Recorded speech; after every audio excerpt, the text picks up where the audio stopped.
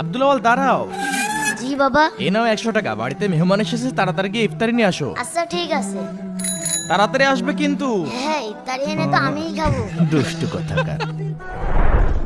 ইফতারের সময় হয়ে গেল, এখনো আব্দুল আওয়াল আসলো না কেন? আরে ওই তো। কি ব্যাপার, এত দেরি করলে কেন? আরে ইফতারি কোথায়? তুমি ইফতারি নিয়ে আসোনি কেন? তোমাকে দিয়ে যদি আমার একটা কাজ ঠিক মতো হয়। বাবা তখন আরে কত সুন্দর খাবার, একটা দুইটে তিনটে। এই কি রে? ভাই এই সব কয় টাকা? 5 টাকা করে। টাকা আস তোর কাছে? না ভাই টাকা নেই। কেবল দোকান খুললাম, সরে কেনতে?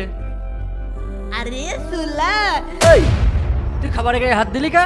ভাই একটু সুলা দেখছিলাম। সুলা দেখছিলি? দাঁড়া।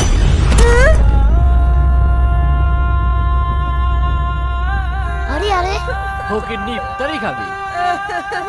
আরে ভাই ওঠো ওঠো। ভাই কি হয়েছে? উনি তোমাকে ফেলে দিল কেন? ভাই আমি একটু সুলা দেখেছিলাম বলে আবার ফেলা দিল। তুমি এখানে দাঁড়াও, আমি আসছি।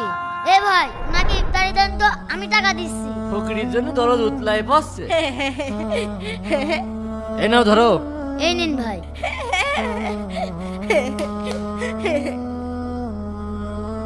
ভাই গরিবকে সাহায্য করুন, আর সাহায্য করতে না পারলেও অন্তত তার সাথে খারাপ ব্যবহার করবেন না।